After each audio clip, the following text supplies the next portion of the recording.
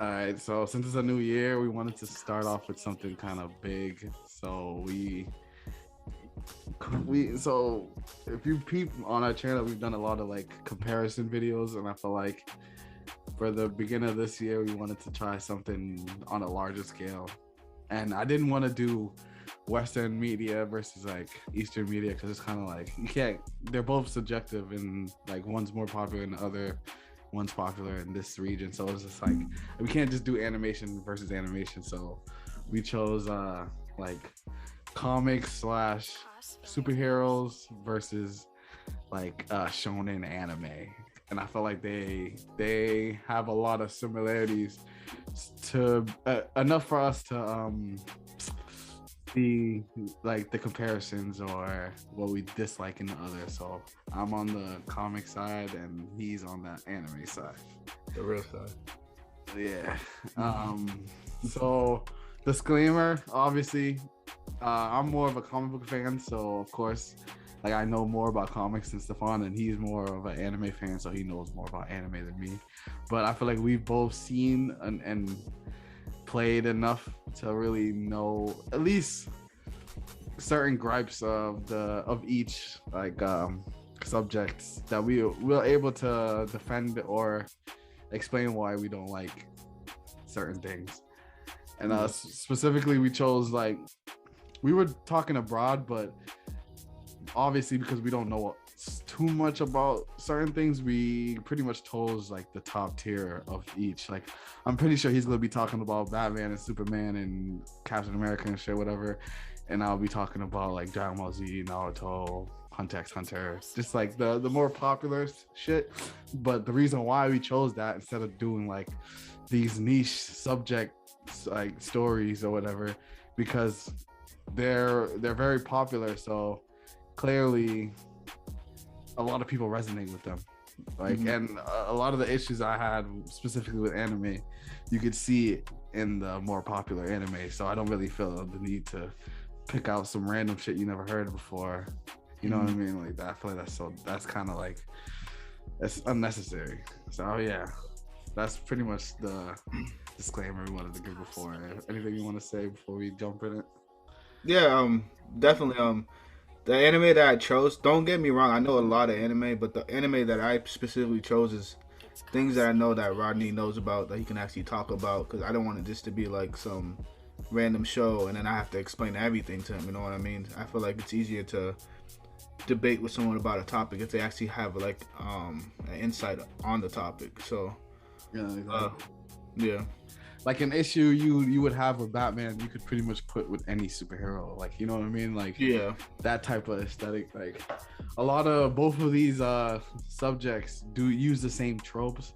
So if you have an issue with like this specific character, you could pretty much put it on most characters. But yeah, so let's start. So first, so we kind of spread it up in a three subjects, like three main subjects. Like the first one is story, the second one is character, and the third one is impact. Obviously we're not saying like anime is shit, like, or comic books is shit, because that doesn't even make sense. We're both fans of each. Like, we're just explaining why. I pretty much see it as like, if I had an idea, would I choose to bring it to light with comic books slash superheroes, or would I bring it to light with anime? Like, you know what I mean? Like, or manga. Like, if I had a property, which one would I use to portray my vision of the story or whatever? That's kind of how I visioned it. Not saying which is better, just like which one objectively I feel like what's it called? I feel like explores the character better or story better, in my opinion. All right, so story. So are you on my shit? Nah, I was trying to be surprised, but I'll get on it right now. I mean, just so like I'm a stop and then we could switch to yours. Like, I'm not gonna go through all my shit. Like, I'm gonna say a couple things and then I'm gonna let you speak and then go back and forth type shit. Okay. Yeah. All right. So yeah. I'll do like the first couple. So Superheroes, specifically, superheroes are meant to inspire. They represent someone we are not, or someone that can do things that we can't.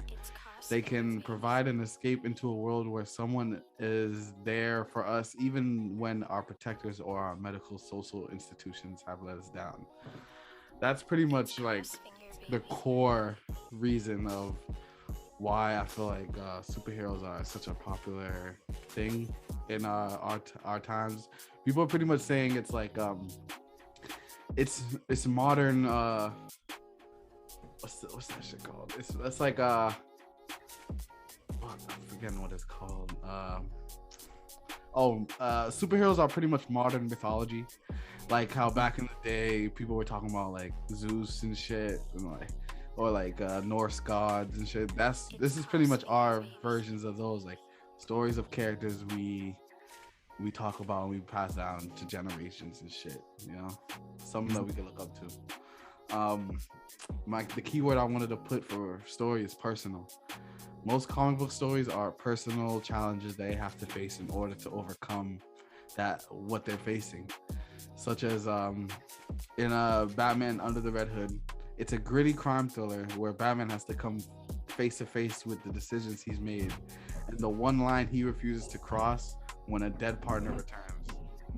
So this specific is me giving you a reason why most comic book stories are personal to the character, not like a grand adventure or a group of people coming together. Of course they have those like events and shit, but this is one of them. Another one I have is Iron Man Demon in a Bottle. It's the quintessential Iron Man story, and it's a deconstruction on the man behind the suit, and it focuses on Tony's alcoholism. It's a whole entire story strictly speaking on a superhero which you're supposed to look up to, and pretty much taking off the mask and seeing that this dude's like a broken character. Like, he's a broken person. He's not perfect. He's like struggling with alcoholism. You know what I mean? I feel like that's kind of like a certain thing that you couldn't really do in anime. Well, the reason why I say that is because you might have like an arc, speaking of that, but I'm talking about like a whole entire storyline, like a whole plot strictly about that. And thirdly, I have the Ultimate Spider-Man Fallout. It's a 6-part issue completely focused on the lives impacted by Spider-Man after his death by the hands of Green Goblin. So this is another interesting story just because it's a whole series focused on people that were influenced or impacted by Spider-Man. It hasn't, like, literally Spider-Man isn't in these series at all because he's dead. Like, so I feel like that's such a cool idea that I feel like you couldn't really pull that specifically off with anime, like having a whole series about the dead main character, like and how he impacted the lives of other people. I feel like comic books is the personal stories is what makes comic books just like a step above other fantasy literature or whatever. Yeah, I'll let you go. Okay, so that's hold on wait, let me finish one last thing. So to kind of like finish my overall thought, an issue I feel like anime has is kind of forced to do serialization. So of course it's the same with comics, like you're making like a story to continue or whatever, but I feel like the difference is anime tries to come up with the next big show / brand, and I feel like comics tries to go for the next big character, like, and they dive way more deeper into specifically that person, not like the world they live in. So yeah, that's all I have to say. Your turn. Okay, so I'm on the anime side, so this is how I'm gonna start it off. So in this world, we are like similar. We're similar, but in our personalities, we are kind of different, special, or interesting. And I believe that's what makes a person compelling and a unique character, and that's what builds story. That was what makes an anime character unique, because despite that, having these unique abilities, they represent the average Joe and shows that we are not different, so different. Sometimes the main character could be a high school student or a middle school student or just an adult, which allows it to connect to many demographics. Sure, most of you are hearing this could argue that superheroes do the same, but I feel like anime does a great job at showing how relatable characters can be. For instance, Naruto Uzumaki, the Knucklehead Ninja. We all know this masterpiece of an anime that was created by Masashi Kishimoto. Here we are brought into a different world about a child who was born without parents, and despite being a bastard and a troublemaker, he seeks to gain the respect of the whole village. Everybody has a dream to become something, or possibly something that they see as great, and Naruto is the person who seeks to chase it. What makes this story so relatable, we are brought to a place where Naruto is the underdog and he is actually seen as a loser. Most people watching this, listening to this, could relate to that. They lack the talent and skill just as Naruto. But Naruto learns and sees that one day he can become a great person he wants to be, as long as he believes in himself. We see how he grows from child prankster, low tier ninja into a Hokage, aka kind of like the president. We can associate the Hokage as the president of the village. It brings a great message that sometimes you have to believe in yourself in order to grow. I think anime does a better job with making us feel and understanding this message there, trying to teach the audience by making us know so much about the characters' lives in order to really care and take the message into consideration. We also have to keep in mind that we see Naruto's philosophy in life grow through battles, and he has to go through battles. I can mention where battles over the scroll. That's when he was a little knucklehead ninja and he stole the sacred scroll from the village, and how he was trying to take shortcuts in order to become a better ninja. And that's when Ruka Sensei kind of had to save him, and then he had to take down another Jonin ninja. I think he was probably Chunin, but basically he had to come to terms of him making a mistake, and he can't take shortcuts in order to become a great person that he wants to be. The battle with Gaara, when he faced Gaara, he can see himself in Gaara, and despite the fact that he was feeling fear of fighting Gaara, he overcame that fear and ended up becoming the top person at the end of the battle. We can see it with the Sasuke rescue mission, where Naruto Uzumaki, when a group of his friends, Shikamaru, Choji, and Neji, all chased the Sound Ninjas from taking Sasuke away to Orochimaru, because he learns that over time that being this immature person and actually saying that he hated Sasuke and disliked Sasuke, he ended up seeing a lot of similarities in Sasuke, and he wanted to change Sasuke's ways, because he believes that Sasuke is actually a good person at the end of the day, and through that he basically kind of learned the realities of who he is as a person through Sasuke and through the mission I'm trying to save him. Pain, we come across this crazy villain that he too can see similarities in Pain, but he disagrees on Pain's vision on trying to change the world through violence, and he believes that he can stop everything, and there's a different way through stopping everything rather than destroying everything. And we can see that there's a lot of character development with that,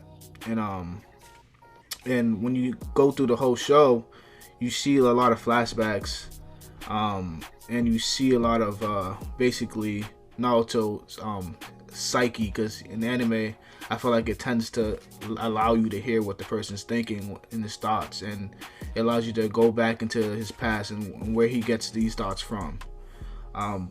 To go in hand with that, with super comics and animations, I feel they do a brief moment, and I do feel like they do show that, but I feel like it's such a brief moment to the point where it doesn't have as much impact as anime does, because anime really wants you to dive into the character's psyche.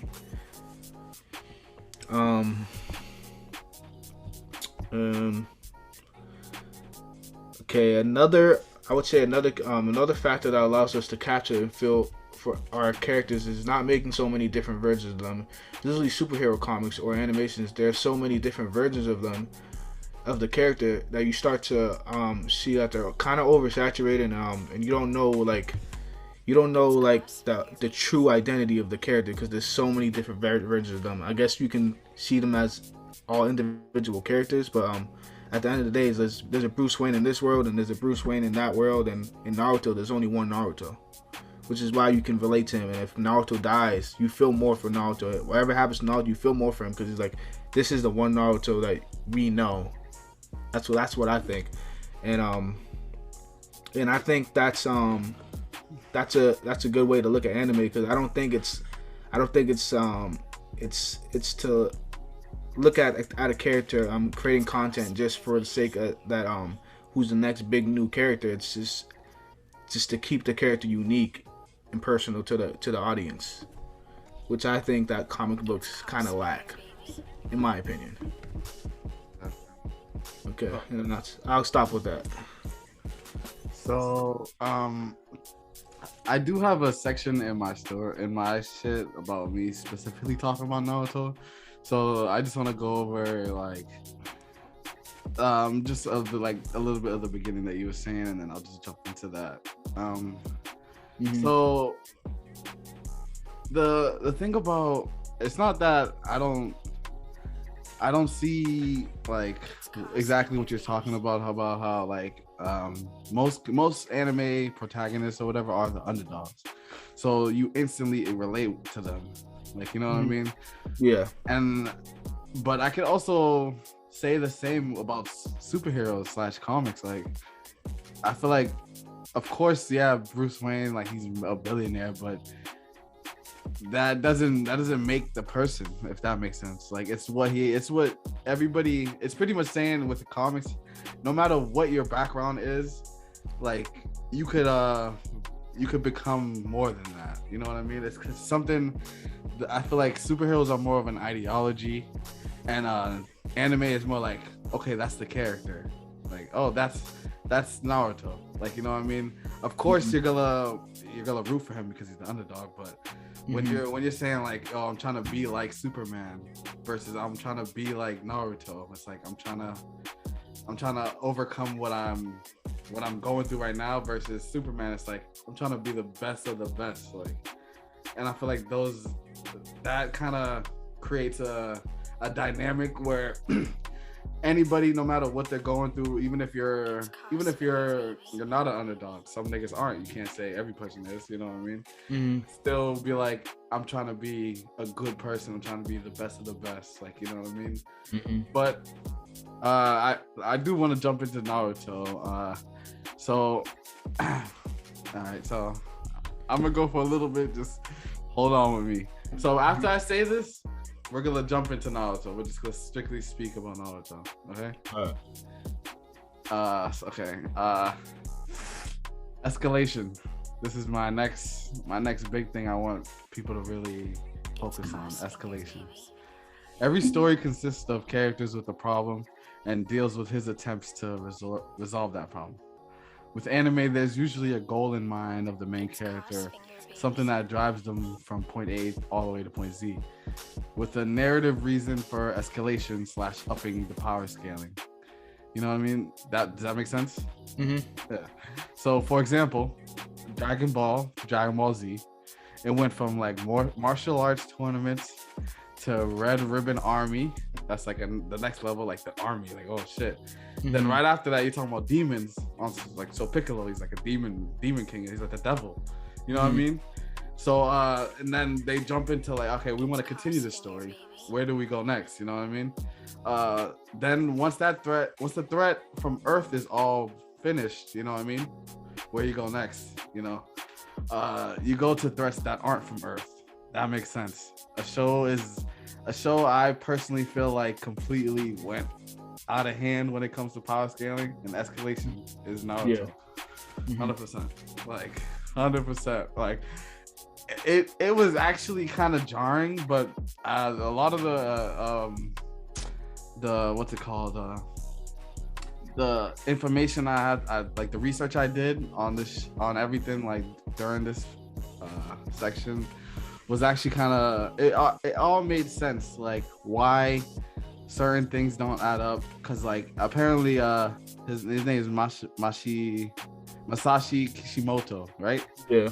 Masashi Kishimoto, and the creator of Dragon Ball Z, they both kind of like had an idea of what they wanted, but were freestyling a lot of it. You know what I mean? Mm-hmm. Like Masashi Kishimoto, he said he wanted the story to be about like two friends like clashing, pretty much. Mm-hmm. He also wanted to add in monster battles like Godzilla and shit, like, you know what I mean? Mm-hmm. So of course with those two things you instantly like, okay, I can see where Naruto fits in that, but then you gotta really write a world with that, you know what I mean? Mm-hmm. And that shit can get out of hand. So let me explain what I wrote. So I know the creator of the show, Masashi Kishimoto, had a vague idea where he wanted to go with the series, but once something becomes an overnight hit, you're forced to pull shit out of your ass to push the story forward and extend it further than originally intended. I'm not a hardcore Naruto fan, but that knows every detail about the series, but I've done my research. I'm not the only person that feels this way, when that feels like the setup in the original series and the outcome of Shippuden's finale did not match, and it didn't stick the landing. And how a show about hard work, overcoming natural gifts, turned into a contest to see who had the coolest eyes. We start off with the hierarchy and ranks, explaining how the world works using actually hand signs, showing throughout the series that even if someone is stronger than you, you can use your mind and tools to outsmart them and succeed, such as the Zabuza arc. Then we go to robots, reincarnation of gods, and aliens. It's hard for me to root for Naruto, seeing all the training he's done. But also on a sidebar, I'm willing to argue this, which I can argue that a lot of it was handed to him, and some of it was plot armor shit. Like the Leaf Village letting him become Hokage, even though he wasn't suited for it. Didn't they make him like wait weeks or years for that shit? Well, he had to go through extensive training on learning all about the world, and he didn't become Hokage. It was I know it was Kakashi, yeah, and then over time it then became him. But there was a point where they said they were saying like, yo, he's not even like up to par to be Hokage. We have to train this nigga to be Hokage, right? Yeah, like before he had to get educated. Okay, all right. But yeah, just to find out that he's a reincarnation of a god, and it's a part of his destiny. You know what I mean? What happens to the, like, in my opinion, what happens to like the underground drug trade? You remember that? Do you remember that? The underground, yeah, they mentioned that in Zabuza's arc. Mm-hmm. What happened to organized crime bosses? Like, what happened to all that? Like, you know what I mean? That's something they can't even talk about that because they're talking about aliens and shit. You know what I mean? Like, what's even crazier is that what happened to Gaara? Like, Gaara wasn't the first, the one tail in Naruto. They retcon that in Shippuden. When he first appears in Naruto, they're saying he's a Tanaki, and he's like a demon or some shit. Like, I watched the whole video on it, and I was like, damn, they really just retconned that to say he was the one tail, like the next season. Like, you know, all that he was forced to do something bad that he didn't want to do and shit like that. But when he first popped out, that nigga was evil, and he was talking and shit. I don't know, man. Yeah, with that I'm kind of confused because with Gaara, like, Shikaku is a Jinchuriki beast. It was identified that he was a Jinchuriki, but at the time you can understand that they didn't mention that because Naruto didn't know what a Jinchuriki was. He didn't even know that the Nine Tails himself was a Jinchuriki when he was fighting Gaara. Well, he's not the isn't Jinchuriki the person, not the monster? It's a person holding the monster. Yeah, Jin Cherokee. Yeah, so Gara is a Jin Cherokee. Yeah, I'm saying like the way they like everything that explains it from the original Naruto. Mm-hmm. It's nothing to do with them being related. Yeah, because at the time, no one knew what a Jin Cherokee was. Like, you got to understand this. That was like classified information at the time. Towards like middle school, little kids are not gonna really know about it, and most people didn't really know about the Nine Tail events or like anything like that. So, but not to cut you off, but when what's his name? Gara pulled up to the tournament. He was with people, right? Wasn't he with an older nigga? He was with the fangirl and the puppet nigga and somebody else. I'm not cooked. It's one of the teachers. Yeah, they all have a teacher with them. Yeah. Okay. So you tell me, and so he doesn't know about the Tanuki. He probably didn't know about it. It became more of a presence when everybody was like kind of revealing that, like when Naruto was starting to understand what that was, and all of his friends were figuring out what he was as well. You know what I mean? It's like one of those. I agree. I'm just saying, the way they built the story, on especially that specific aspect, it was just for them two to fight. But once the story grew, it kind of forced them to be like, yo, he didn't know what he was doing. He was being manipulated. Versus if you watch the first episode, am I wrong? He wasn't. Nah, Gara knew exactly what he was doing. I know. I'm talking about the monster. I forget his name. What's his name? I forgot his name. The One Tail. Yeah, the One Tail. Yeah, I know the One Tail. He was being manipulated. They were saying he was being manipulated? Yes, he was being manipulated. Yes. By who? I think Maro or Toby, one of those niggas. I don't fucking know. I don't know. That's Kurama. Kurama was manipulated by Maro Uchiha. I don't know anything about Shikaku. Just didn't like humans. Hey, I'm just talking about what I looked up. These are the issues that people are explaining, and they're showing me facts. I can't dispute it.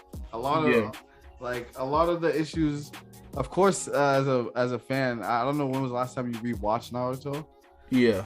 Like a lot of it, of course, you could explain it in your head, just like with Dragon Ball Z. There's a lot of shit you could explain in your head, but that really didn't go down. Like, how did what's his name? Gohan go turn Super Saiyan? How did Gohan turn Super Saiyan? Yeah, I'm talking about like the last thing that really turned him. So, from what I remember them being in like the hyperbolic time chamber, and Goku was fighting him. Two, not one. Two. Super Saiyan 2. So I remember him also being the kind of like the hyperbolic time chamber, and he was fighting Goku, and then he had a strange outburst that looked like it was Super Saiyan 2. It wasn't really highly confirmed. Oh, you know what I'm talking about? I'm talking about Super Saiyan. When he first turned Super Saiyan 2, we know the scene, bro. The scene. Talking about when he's fighting Cell? Oh, yes. So when he was fighting Cell, basically all of his friends were getting hurt, and he didn't like that, and then he became Super Saiyan 2 out of rage.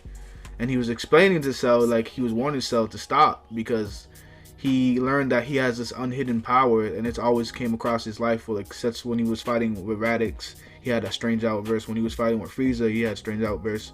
And then when he was fighting Cell, he was explaining all these outbursts and how he has hidden power, and he realizes that, and that if he keeps on pushing him, he might just snap. And then he saw like basically all of his Z fighters getting hurt, and then that's when he transformed. So the last person that pretty much, because I just watched it recently, the last thing that turned Gohan Super Saiyan 2 was when Cell killed 16. Yeah. Was it 16? Yeah, it was Android 16. Yeah. Then his head popped off, right?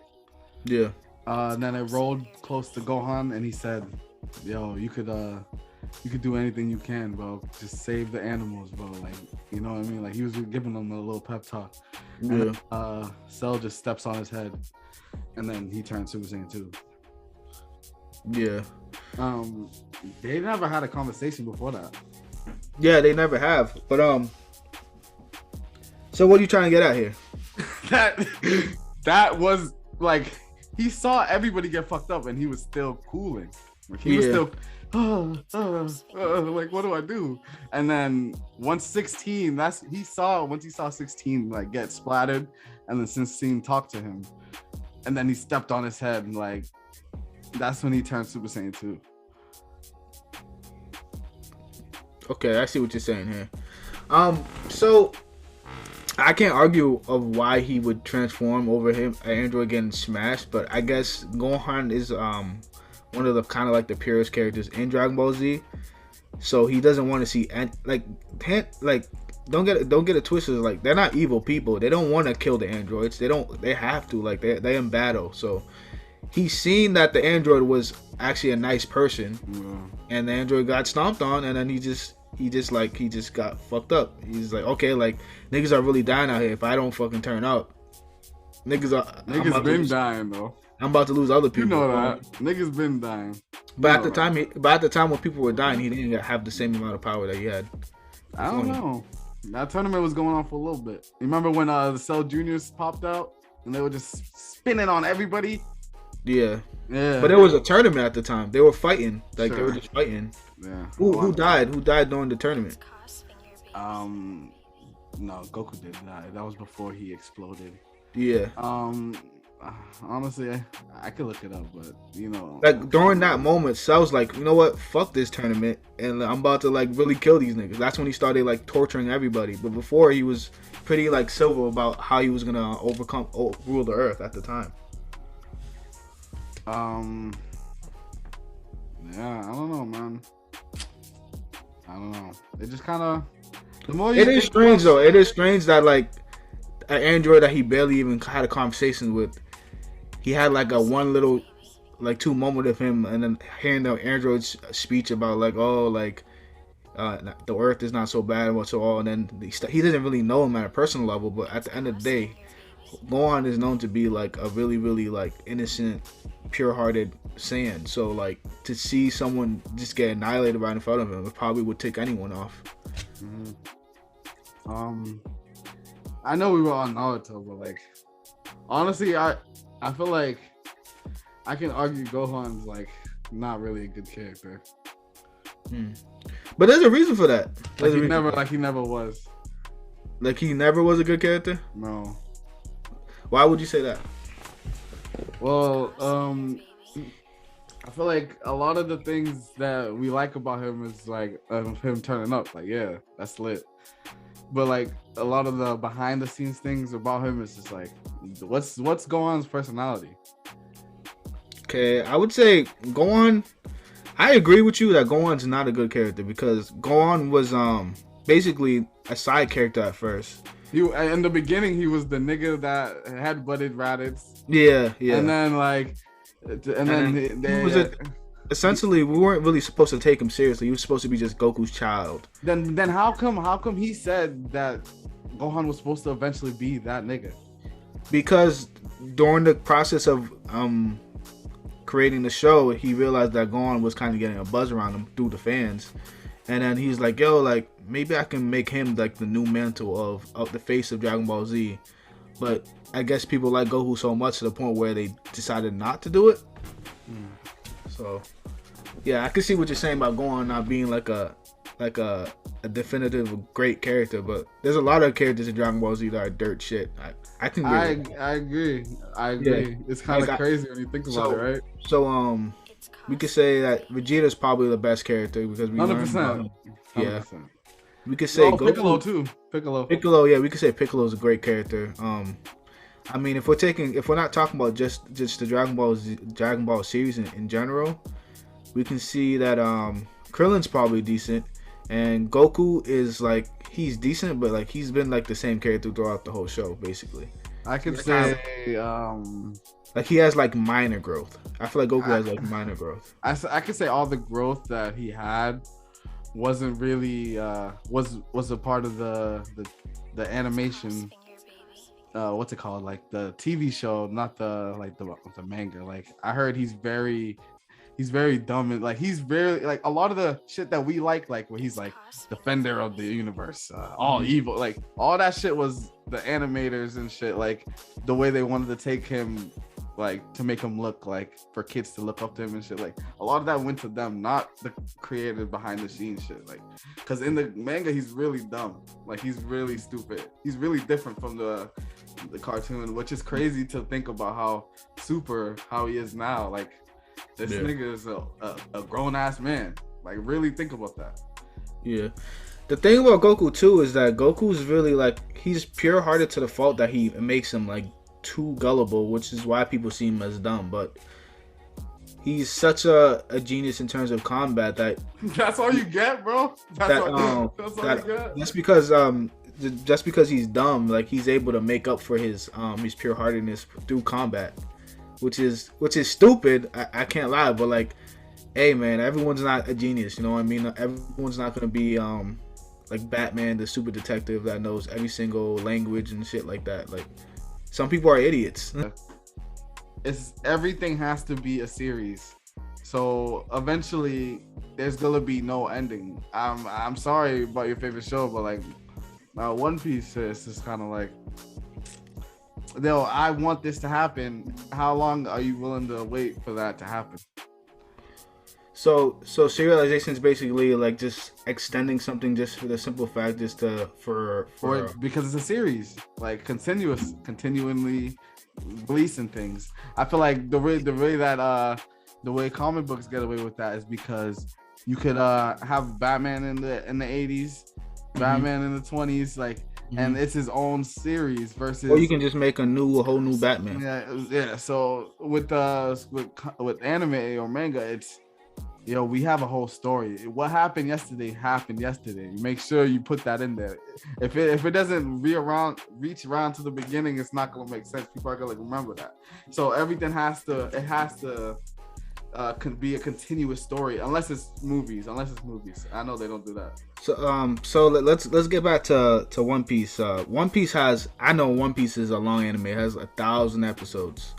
And they tend to put a lot of filler in those shows because it takes time for them to come up with more content. But the reason why that show was so long is because there's so much that they have to deal with.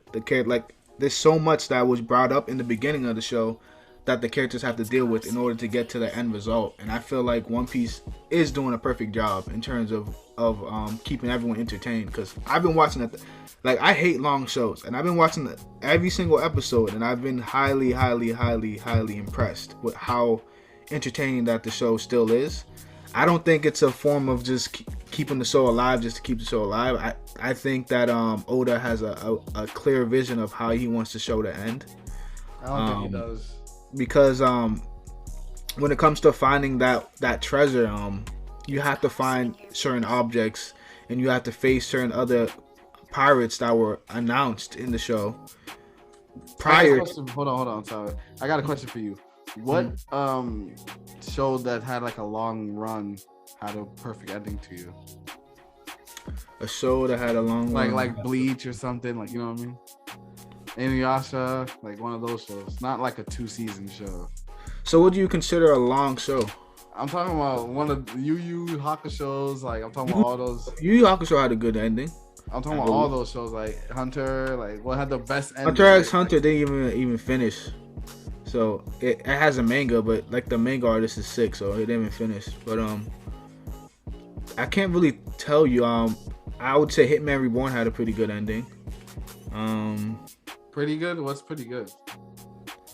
So at the end of Hitman Reborn, basically, you don't have to tell me. Like, I just want to know what pretty good means in your book. Like, it's just good. Yeah. Like I could see it ending that way. Like it's a perfect. It's not like what the hell? Like we're left off. Like, oh man, we don't know what's going on, or like oh shit, like that was just boring. Like the ending was boring as hell.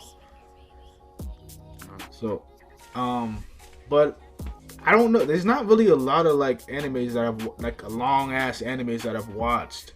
You can say Dragon Ball Z, but Dragon Ball Z is currently still going on. And Bleach. I don't really like Dragon Ball Z Super. Bleach. So Bleach is technically not really over because it's coming back. But But what the way did how you think about the but, ending? but the ending was justifiable. It's like he had no one else to fight. I mean, he saved the world, and then that's how it ended. Sure, he didn't like fully save the world because hollows always are gonna exist.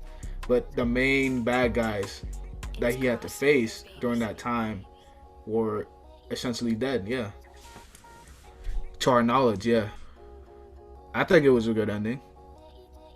He basically did his final form and did the get your attention, and then I guess lost his powers.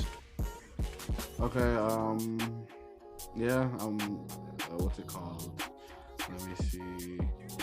What else? I'm actually rewatching Bleach right now. Yo, I know these are two random facts, but let me know. You how many? How much of Super did you watch? I'm up to date in terms of the animation. Okay. I didn't know that the tournament. What was it? Tournament of Power that it technically lasted around like 48 hours. Was it 40 hours? Well, yeah, the tournament. Yeah, I think if it was 48 hours, it probably felt like years because with animation, time is like it's like 1 minute is like 1 year in terms of fighting. But yeah, what's your point? So he got a new level. That was kind of crazy, right? That's kind of nuts. The tournament of power. Hold on. So the tournament of power was 48 hours, and he got a new level. Yeah. Ultimate Instinct. So prior to that battle, you know he was training, right, for with Beerus for years, for quite some time. You know that, right? Years? Probably years. I don't really know the concept of time of how long he was, but he was training with Beerus. Him and Vegeta were training with Beerus for a pretty long time. I mean, if you know how long he was training with Beerus, you can let me know. Nah, I don't. I didn't know that the fourth Ninja War lasted 2 days. The fourth Ninja War lasted 2 days. Yeah. I mean, is that true? I do not know. I couldn't tell you. Why? That's what it's. Is that proof? Yeah. I mean, if it lasted 2 days, why does it matter if it lasted 2 days? Didn't he get didn't Naruto get a couple power-ups in that shit? Okay, so Naruto fully basic. So he got power-ups, but he got power-ups by bonding with Kurama at the time. Oh, so yeah, Kurama's the one with the power. Yeah. I mean, it was well known that him and Kurama were not buddies prior to Shippuden, and it took time for him to build the bond to fully release the curse and unify with Kurama, which is why he gained the ability to, because he's allowing Kurama to take full Well, if you really think about it, when he released that seal, Kurama can take over Naruto at any moment, but since he built the bond with Kurama and Kurama likes him now, he's able to use Kurama's full power. No kizzy. Which is why the seal was there, because they said we gotta make sure the seal is always intact, because if Kurama gets out free with the same view on how he felt about human beings at the time, shit can go bad. And we've seen it plenty of times where when he transforms, he doesn't even care who he's fighting. He's just fighting anybody. Yeah, I seen the movie, The Road to Ninja. Yeah. And he was fighting like an evil version of himself and shit. I haven't seen that movie. Yeah, it was cool. What's it called? This is my last point, and then we're gonna move on to your points, okay? Mm-hmm. One reason why I feel like we'll never get a good single player game based around an anime is because I feel like all anime that are based on action combat are assembly shows. They don't only focus on one main character, such as like a superhero show. That's the real reason we only get Arena Fighters and Destiny Warrior ripoffs, because when the few they have made, like Naruto Uzumaki Chronicles and One Piece World Seeker, were fun games, they feel hollow because without the interaction of the other important characters, you know what I mean? I feel like we'll probably never get like a good like Infamous type anime game, like, you know what I mean, like something really, really great. I feel like we'll probably never get that. Mm-hmm. What do you think? Well, I think the only reason why we wouldn't get something like that is because of pure laziness on behalf of the people that are creating the games. I mean, you can always create a game where all the characters are in the game as well. You know what I mean? I mean, it's up to the creators of the game to create a good game. It's not really like anime's fault. Nah, it's not impossible. But I do. The only reason I just feel like, what game are you thinking about? Like, you know what I mean? Especially because I feel like some of the most important parts of the anime is the art style. It's like, how do you really pull that off? So, I mean, the art style doesn't have to be legit hand to hand without upsetting the fans. Come on. I feel like the best you're getting is like Dragon Ball Z Kakarot. Like, you know what I mean? I mean, what's wrong with the art? How come they can't copy the art style? Because there's plenty of games that have the art style of the anime that looks pretty good. Like Dragon Ball Z, all the Budokai games has the art style of Dragon Ball Z. I mean, what game? All right, so what game would you make? Like, it's going to be a single player game. You can't play as nobody else. You're just gonna swap characters. Is it? I mean, it shouldn't be a single player. It shouldn't be a single game about that one character. There should be scenes where you play as other characters as well. So what game are you thinking of if you could make it? Like, give me a game. Give you a game. So I'm trying to think of only just shonen shit. So you can have a Shaman King game. We go to Tsushima. Basically, it sounds like yeah. He's the only nigga with the sword. Yeah, but he can fight other characters without swords. Just because he has a sword doesn't mean other like everyone else has to have a sword. Just like how Batman has a fucking all these technologies, like he's fighting hoodlums on the street. Like they're supposed to have belts and utility belts too. I guess, I mean, guess. Alright, but yeah, you can put your points, you know. Okay. For the story part, you know. Alright, another story one could talk about is Full Metal Alchemist, written by Hiromi Arakawa. This story is about two brothers, Edward Eric and Alphonse Eric. These characters are people who seek to get their mother back through the art of alchemy. We have two brothers who are talented at learning alchemy and seek to gain the knowledge of bringing back someone that they lost from the dead. As punishment, we see that one loses their arm and the other loses their whole body. We learn that through flashbacks and how the characters become who they are, and also see the pain that they have to fight throughout the show. We are able to see a serious story like this take place with interesting characters like Edward or Greed, or the villains behind the show for fighting. It touches on many issues that occur in societies like racism, terrorism, or human behavior such as greed, and how different views could lead into conflict. With anime, I feel like when we learn about the characters, they take the time to really get into detail of their psyche. So like with Full Metal Alchemist, one reason why I tend to gravitate towards anime more is because I feel like with shonen as a genre in general, that doesn't mean just one type of thing. A superhero is just a superhero. I mean, technically you can say like all these people are kind of like superheroes as well, but like they're different. They're all different types of like this is like military, you know what I mean? And then Naruto's a ninja, and then Goku's just a martial artist. I mean, it's always, there's so many different varieties in world building when it comes to anime that like you're not meeting Edward Elric in fucking New York, a place that we already know, or like fucking Luffy in fucking New York as well. You know what I mean? I would say that it'd make it more relatable. Well, just because for us specifically, I mean, and it's not like just like you say in its own world. I would say like it's kind of cool that there's something that takes place on our world. Like it would be like an alternate universe, like, or yeah. even on a scale like X-Men, where it's like, imagine if you got mutant powers, how would you be treated? We don't want to talk about race and shit, because over here we do it different. Like we talk real shit. Like, you know what I mean? You could be like, oh, they don't like me because I'm different. Nigga, no, they don't like you because you black, nigga. You black. Like we do it over here, right? I was just saying, like, but yeah, continue. And I feel like that.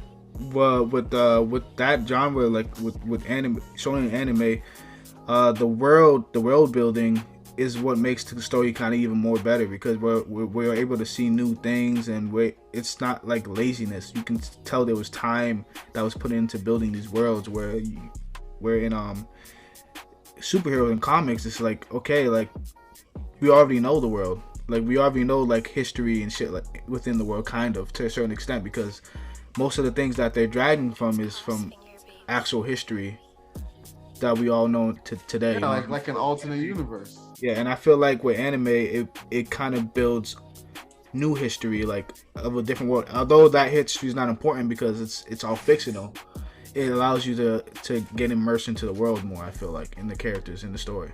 The only thing that sucks about that would be like being able to keep the standards of yourself that you had in the beginning, keep them all the way towards the end. And a lot of shows like that don't really have an ending.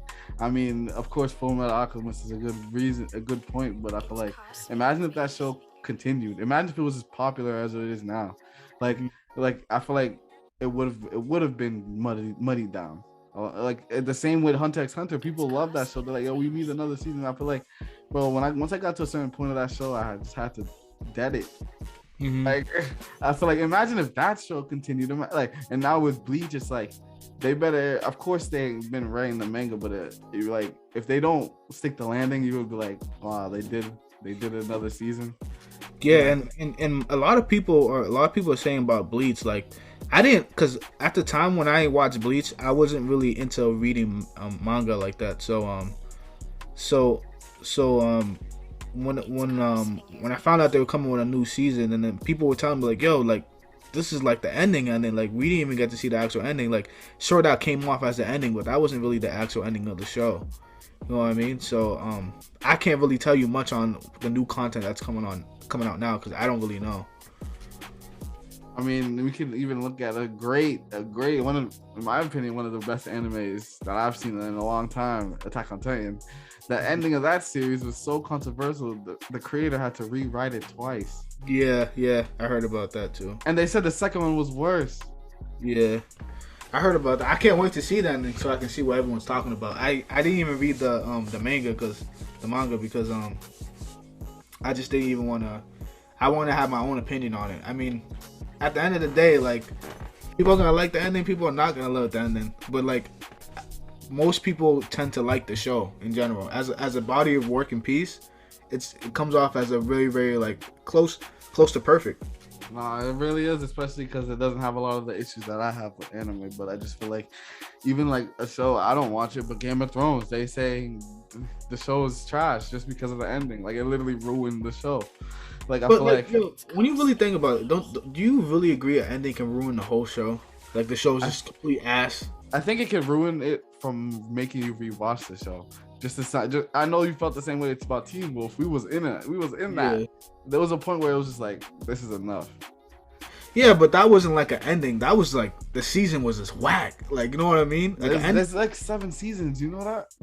They had 7 seasons? No, it's like 6 or something though. It's crazy. The last season, the main characters aren't even in it. It's just a whole bunch of random, like, come on, bro. As soon as the Fox girl showed up, I just stopped watching. I don't know. That was just me.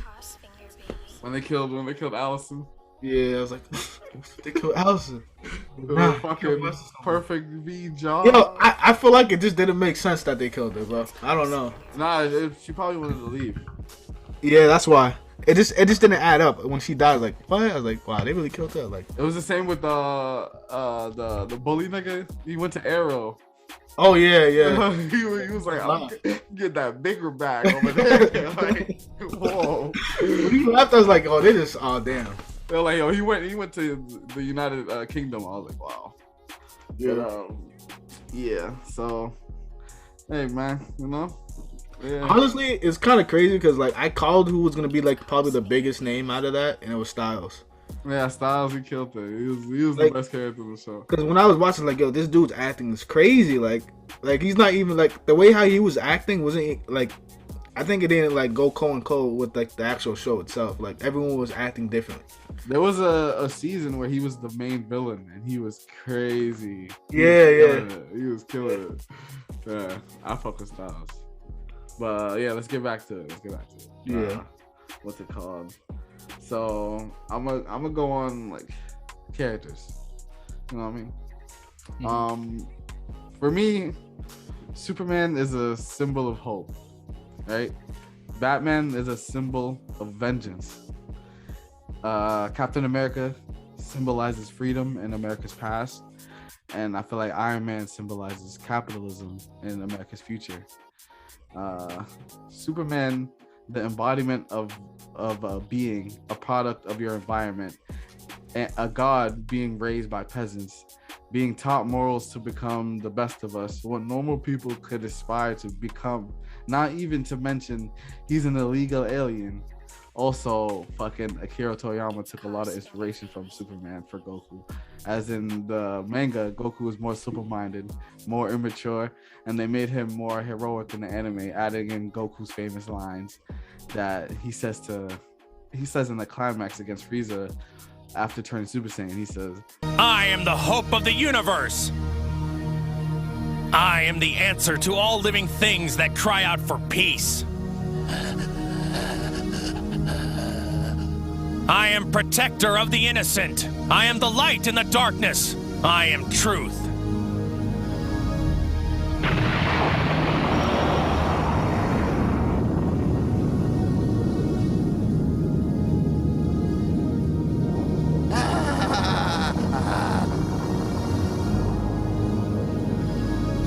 Allied to good, nightmare to you. like, what? This is kind of crazy.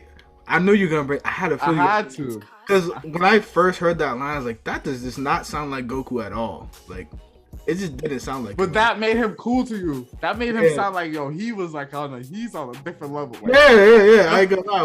When I heard that, I was like, yo, Goku's really like spitting some shit. Like, what the fuck? Think about all the moments in Dragon Ball Z where he was serious. He pulled up and like the Ginyu Force pulled up, fucked shit up. Nappa pulled up, smacked him up, and he was dead serious. All those were my favorite parts of Goku, and the fact that like being serious and Super is not even the thing anymore. Like, that's made me love Goku, because that made me be like, yo, this nigga, whenever he pulls up, shit goes down. That's it. Period.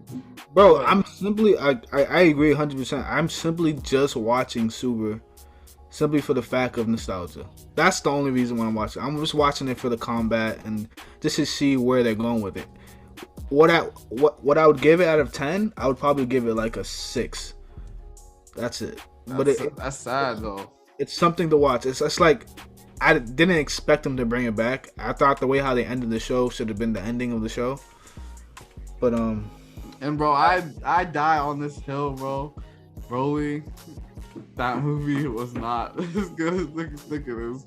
It ruined Bardock's movie. It ruined it. It ruined Bardock's movie. Of course, like Goku crying and the nigga tight that he was crying. Of course, that was a trash fucking reason. But the way he was a villain in the first movie. I don't think Akira Toriyama was a part of that story though. That movie. Good. He said good. Because I think that was just canon, bro. That was just like a movie, just that being a movie. Well, when they were turning, he turned those niggas up, all of them, face through the.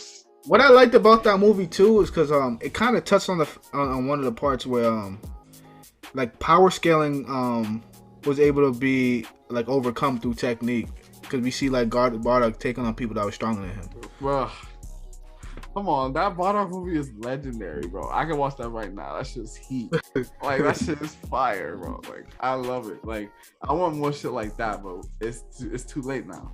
They had because I don't really watch a lot of Super, but I know they had a chance to do something unique with the other universe Saiyans, because I know every universe has their own Saiyans, and they chose to do nothing with it. Mm-hmm. Like, nothing.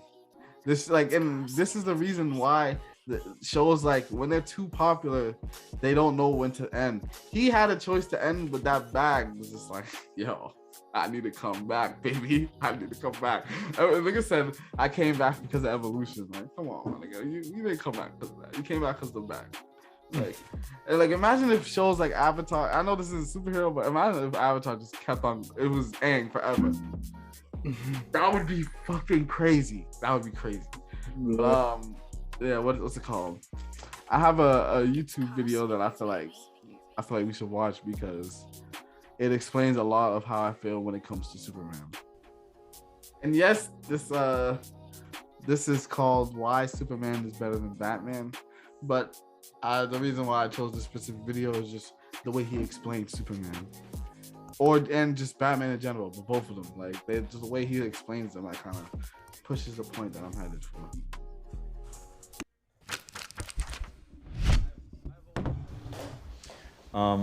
I've always been a Superman guy, and it's interesting. Most people choose Batman primarily because he's like us. Like any of us could be Batman. He has no superpowers. He's just, through the strength of his intellect and money, through the strength of that, he finds a way to sort of figure out any situation and find the solution to any problem, including, he runs with gods, but he's just a man. So that people are drawn to, and he's driven by something terrible that's happened to him, and all he wants to do is fix that. The idea of Superman is that he lost his whole world. He didn't just lose his dad, his mom. He lost his entire world, a whole planet. But he grew up here on Earth, and his whole ideal, not so much in the movies now, but certainly in the comics, has always been all you need to do is be good. All you need to do is just be filled with love. He loves us. It's not that he just wants to be us. He actually loves everyone on the planet. He doesn't want to be the best of us. He's not us. He wants, in any way he can, to protect us. And he doesn't want to teach anybody a lesson. Frankly, Batman likes to teach people lessons. He's filled with object lessons. He doesn't want to kill you. He just wants to make you wish you were dead. Whereas Superman is about teaching. He'll do anything he can to teach Lex Luthor, like, I just want to be your friend. Why are you so mad at me? And now maybe that's a simplistic, childlike view of things, but I like that. I like the childlike view of things more than I like the dark, rugged, sort of pessimistic view of things. I like the positive, certainly in my comics. But I just read a Superman comic recently that I thought was extraordinary. It's written by Max Landis, who wrote World War Z. But he wrote this series, Superman American Alien. It's just a wonderful series about him growing up in life. And the final issue came out, and he's battling Lobo, from outer space. And Lobo is like awful, and they're battling. And Lobo knows he's from Krypton, and Lobo's like, Krypton's dead. And Superman finds out for the first time that everybody on Krypton is dead, that he's never going to find another Kryptonian, that he's here forever. He's on Earth forever now. He's never going to be anything but a lone person from his planet. And Lobo thinks it's great that he just told him that, and he's hurting. And he said, oh yeah, we used to go to the rubble of Krypton, and we used to find skulls and throw skulls at each other, Kryptonians. And he says, I've defeated all kinds of people. I've fought Kryptonians before, defeated them, and now I'm going to defeat you. And Superman says, I'm not from Krypton. I'm from Kansas. And then proceeds to, hand Logo his beating and throws him into space. What I love about that is he embraces this idea that I'm here now, and I belong here, and it's my right to be here. He's an alien, so he represents the other. He represents the other, and yet here, he is constantly saying, I'm not the other. I am not. I promise you I'm not. Yeah, what interests me in that video specifically, what I chose is kind of just like, people see in Superman or a superhero. They're just like you say in anime, they're the underdogs. But they're not at the same time, because not everybody's like that. They're literally every shade of color, every race. They could be anybody, and you can be too. Like that's one of my favorite parts about like superheroes. But yeah, I'll let you go. All right. Okay. Yeah. So I never knew that about Superman. Really like that. I never knew that scene. I think that's pretty cool. But the reason why I would say that that I don't really like him as much as a character is because it's so simple, and it's something that I feel like I always see in anime. I feel like I always see that person that's pure-hearted, that's been kind of lost everything, and that wants to be good and wants to do good for everybody. And I kind of feel like I see that already in anime, which is why when I look at Superman, I find this character kind of boring to me. That's why I find it boring. But you find it boring because you see it in other media.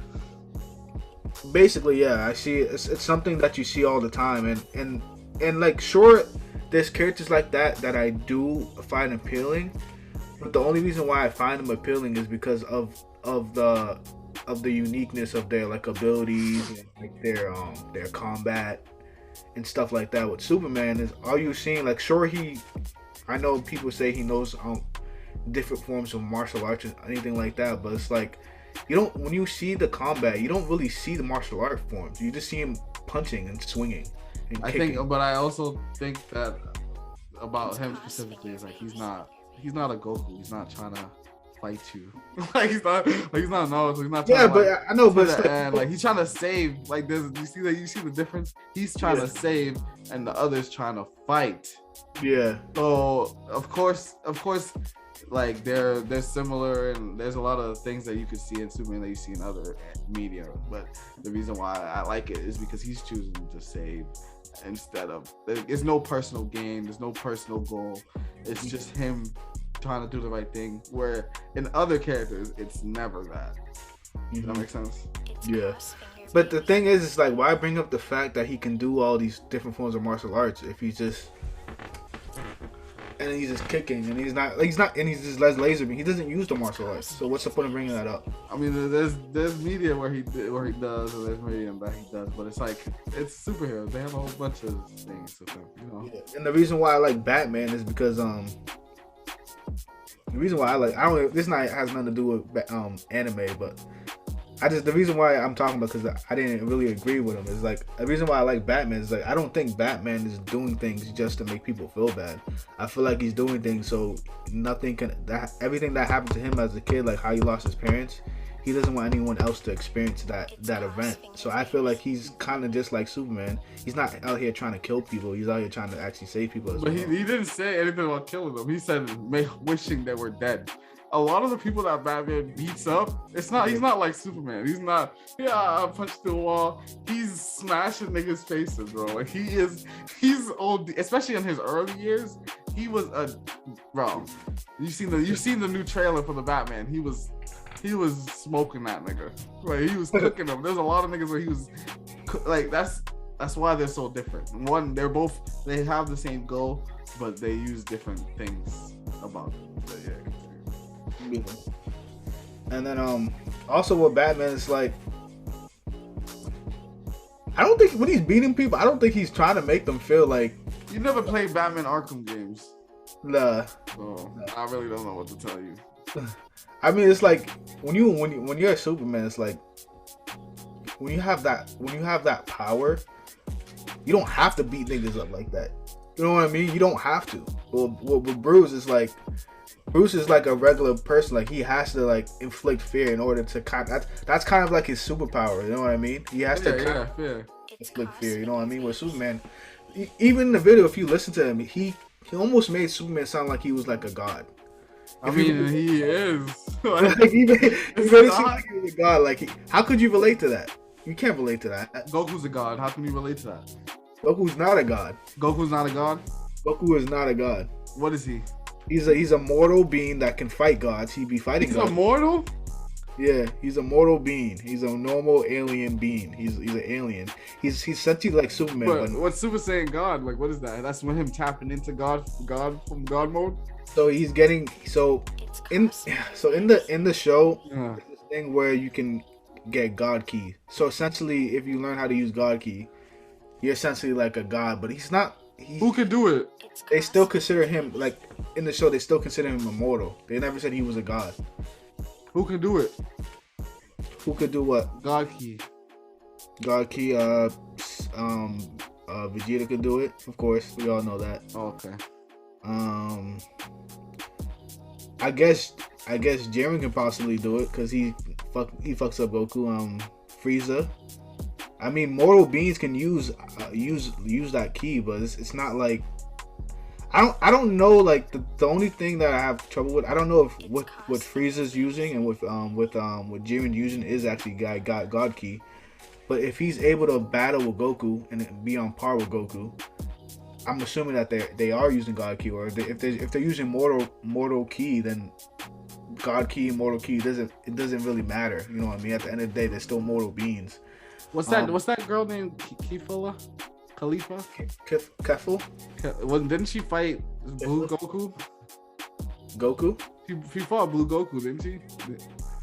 Nah, he didn't fight. She didn't fight Blue Goku. I don't think so. Goku fucked her up, by the way, too. Oh, I don't know. But Like, so, but is that not is that God key? Is that not an ability he could use? Just like Superman, like using laser vision or whatever.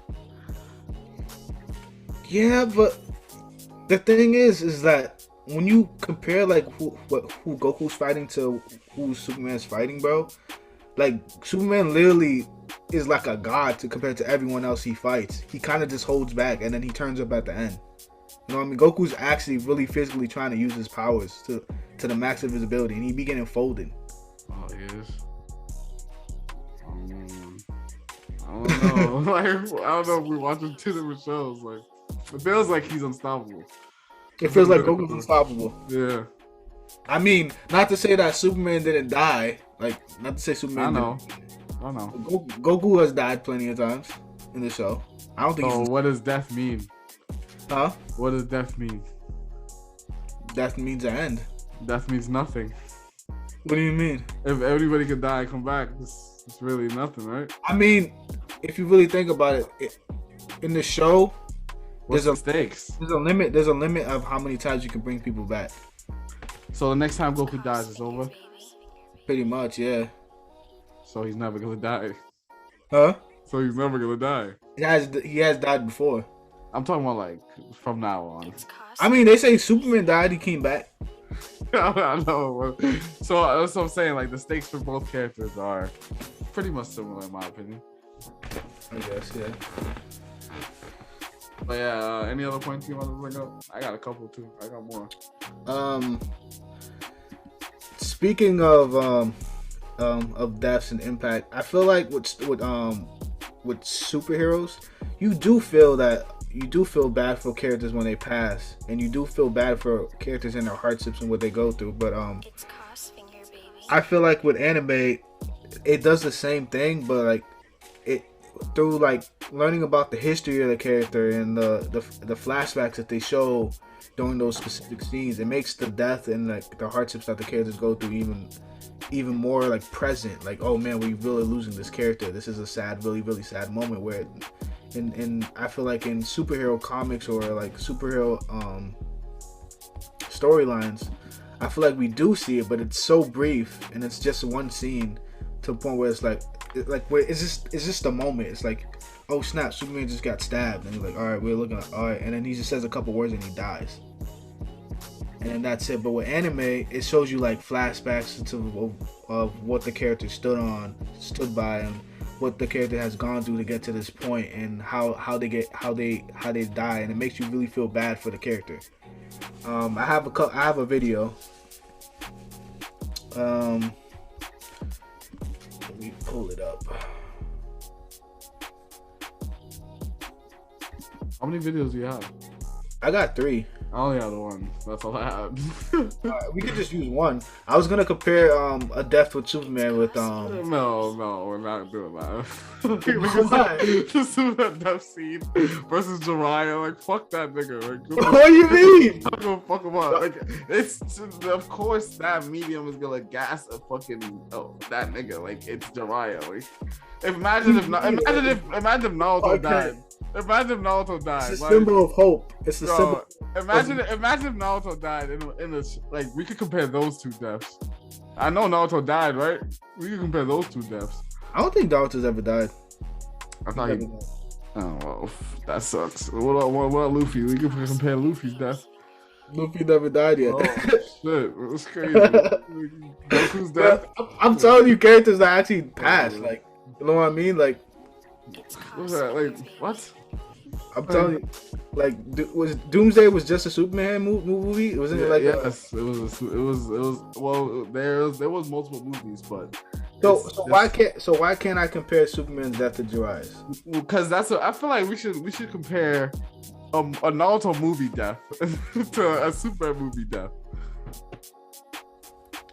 How about we compare? Because I don't have that. I don't watch the Naruto movie. Why don't we compare a TV show death to a Naruto TV show death? I mean, at what point are you trying to make that they go more in depth? Like I heard you when you said it. I'm not gonna. I wasn't gonna argue with you. Like, and that's a factor. That's why I tend to like anime more, is because they make death scenes more impactful. I feel like compared to superheroes in comics. I mean, I could pull up like a comic, but it's like that's not gonna have the same effect as like a movie. Like I could pull up fucking Into the Spider-Verse, somebody dying there. It's just like that's not like for a show that you've been watching years. It's not gonna do nothing to you. Of course, a long series show with a death in it, it's gonna affect you to a degree, especially if you like the character.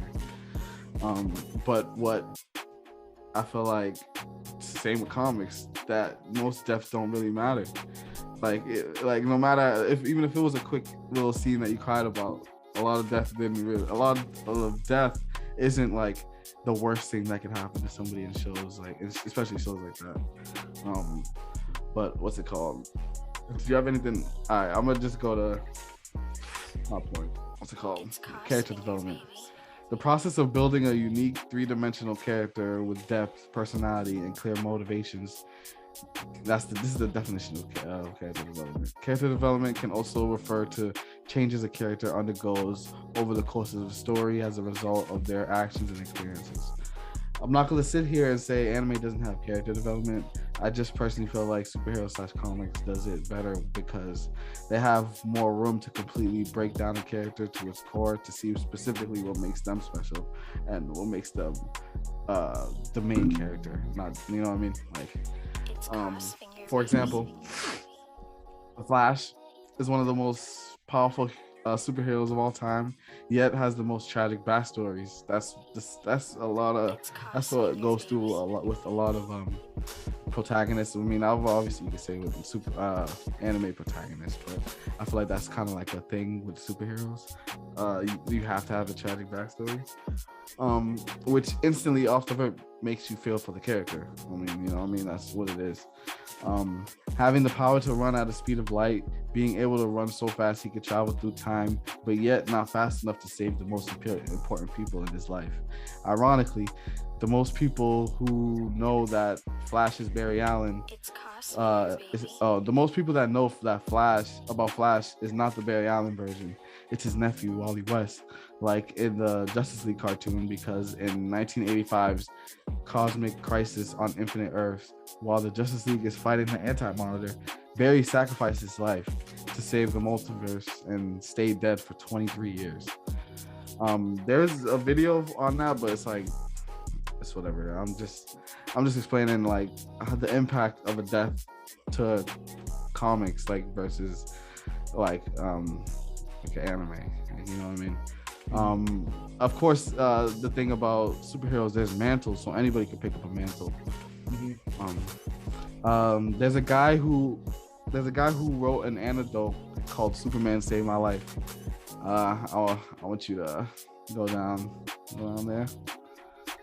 This is like a story that somebody wrote. It was like some personal shit that happened to this thing or whatever.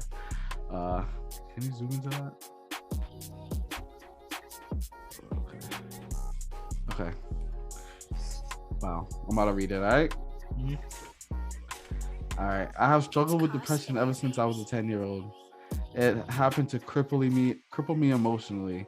I was 27 years old, no college degree, no job, and no will to live. I decided to kill myself after Christmas. And then my sister's boyfriend loaned me these comics. Superman is dying of radiation poisoning and is trying to complete all of his tasks before he dies, but he still takes the time to save a young girl who's about to jump off a building. I cried for hours. After reading this, I identified with that girl so much, and I could almost hear Superman telling me that I'm stronger than I think. Now, every time my depression starts to rear its ugly head, I just repeat the words and imagine Superman hugging me when I'm standing on the edge. It works better than any medication or therapy I've ever had. Now I'm in college and top of my class. I have friends, a life, and I don't care that he's just a fictional comic book character. He still saved my life. So, hold on. Did I write anything about this? But yeah, that's from a comic book called I think it was Superman, All-Star Superman. So there was this girl, she was pretty much about to jump off a ledge, and what's it called? Superman, he's dying from radioactive poisoning, whatever. He only has like 24 hours to live or some crazy shit. So he's just spending the whole day saving people. And this girl, she's about to jump off a bridge, and he goes up to there, and she's like, "Yo, don't save me. Like, if you come any closer, I'm gonna jump. I don't care. Like, whatever." And he's like, "Okay, what's it called? I'll wait for you to call your doctor and let me know if anything happens." So he literally stays there all night with her, and then like he hugged her after, and it was just kind of like, yo, like as a person who has 24 hours to live, he literally didn't care. He stayed there with her like all night just to like save that one person. And it's like this, like Superman is that ideology of like anybody can be saved. Like anybody can be saved. I feel like that's one of the most important parts about superheroes in general. It's like no matter what's going on, like just being there for somebody could be like the last straw. Like, you know what I mean? Like it's powerful shit like that where it's like this is real life to me. Like real, like people really go through shit like that where it's like, can you imagine if they had somebody to save them? Like, you know, it's just like real important things that I feel like comic books embody because it's in our society, it's in real life. Okay. In that comic, that's not for the point. I just curiosity. Does he die at the end though? Honestly, I'm not 100% sure, but he probably did. I can look it up, but yeah, continue with your question. So you're saying that essentially the argument here is that the reason why you like superheroes and comics more is because since it's in this world on Earth and Superman did this thing, it can it shows like things that human beings actually like need, or I mean, to symbolize it, I don't know what the word is. But to make it simple, I mean, I guess it's kind of like that ideology, or like somebody being there for you when nobody was. Like, you know what I mean? I feel like those things, like, of course, Naruto, yeah, like, oh, let's go. We gotta, like, I gotta be better. I gotta determine, have a dream and really push it out. It's like, yeah, that's cool and all. Like, you know what I mean? But what do they stand on as a character on their own? What do they stand for? Yeah, I see what you're saying. What I would say to that is that in Naruto you could also find the same messages in that. I mean, he does save people. There's a lot of the main core message in Naruto, I would say, is that if you believe in yourself, you can overcome anything. And also, if you unite as a group of with your friends and a group of people, the power of friendship and the power of unity, it's much stronger than kind of like it's more stronger than greed and pain and just being like you're overall like evil person. You know what I mean? It's That's power. not every anime. Well, that's every show. If you really think about it, that's Superman, that's Batman, that's everything. But essentially, what you're saying right now is Power of friendship. essentially what you're saying in this. That's in Naruto as well. That's common. That's a common thing. Somebody was about to kill themselves. In Naruto, Yeah. let me think. It's cause finger Everyone's about to kill themselves.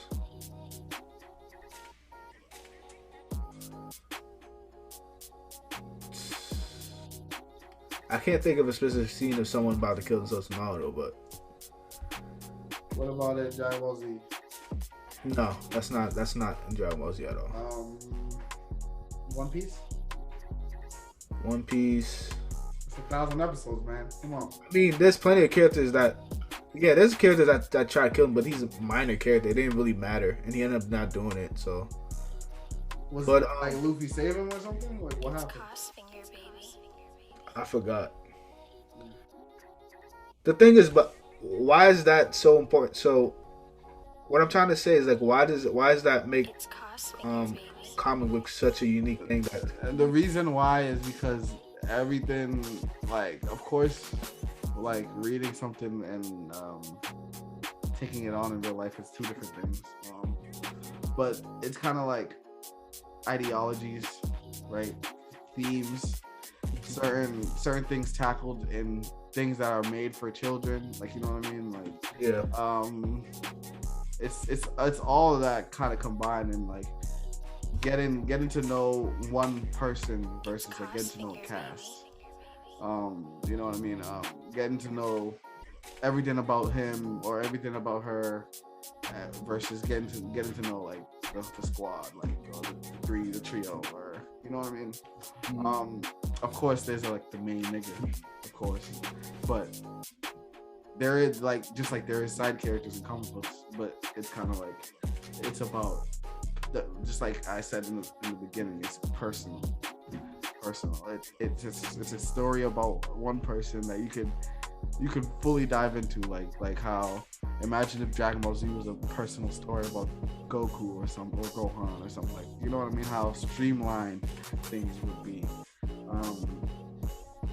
I feel like, yeah, the more you reach out with everything else, it kind of gets a little frustrating.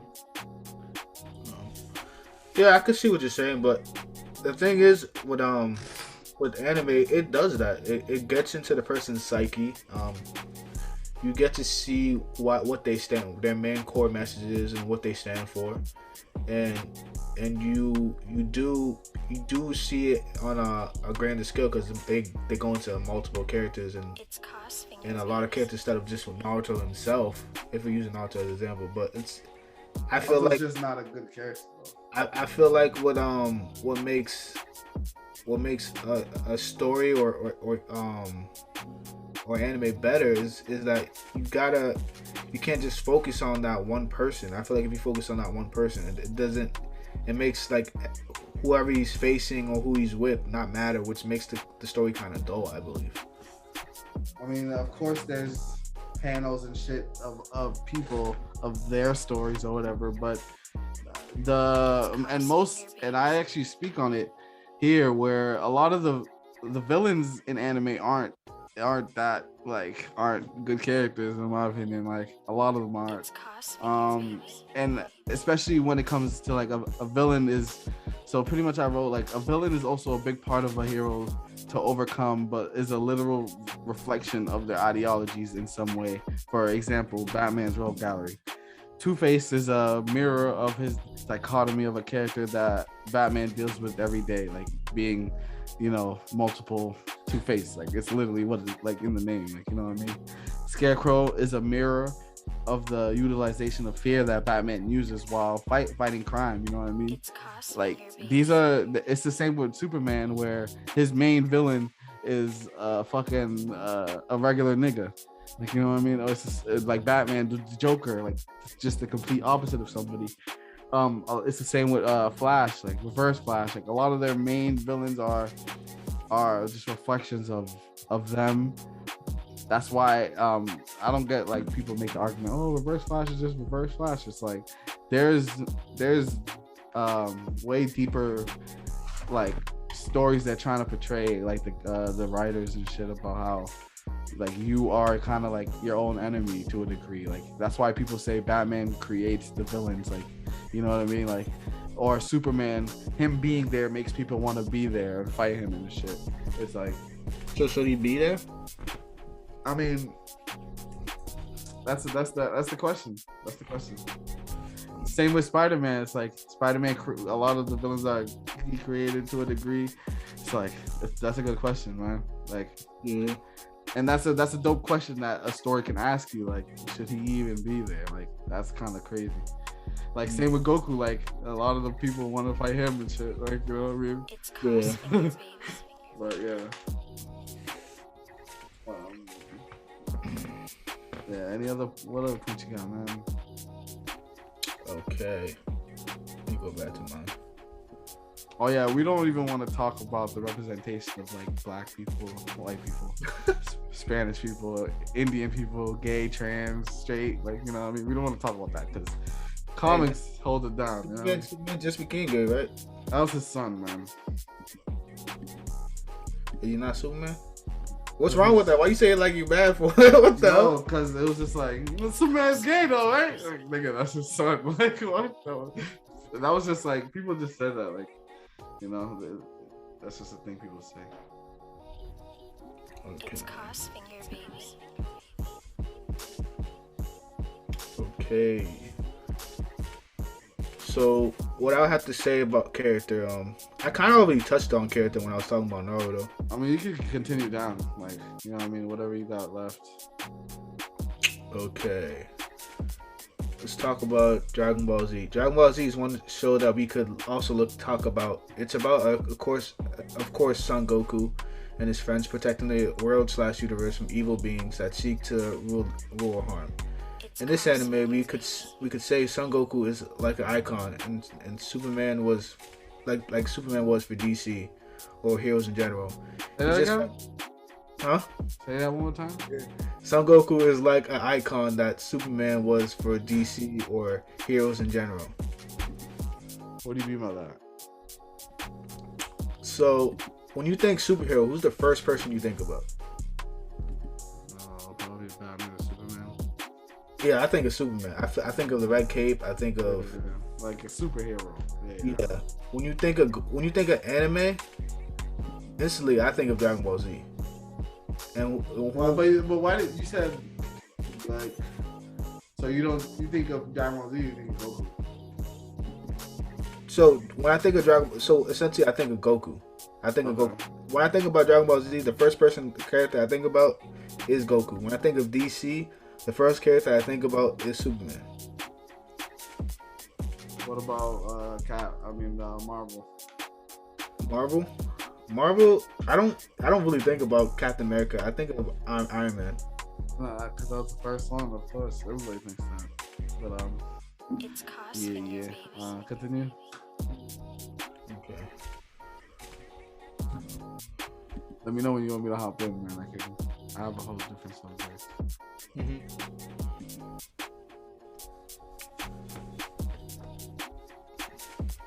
What was that again?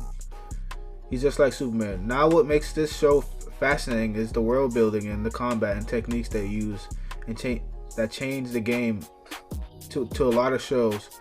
It was something that most people haven't seen before. I like to compare Goku to Superman because they have the same background story, the whole idea of coming from a different planet and being the last of their kind.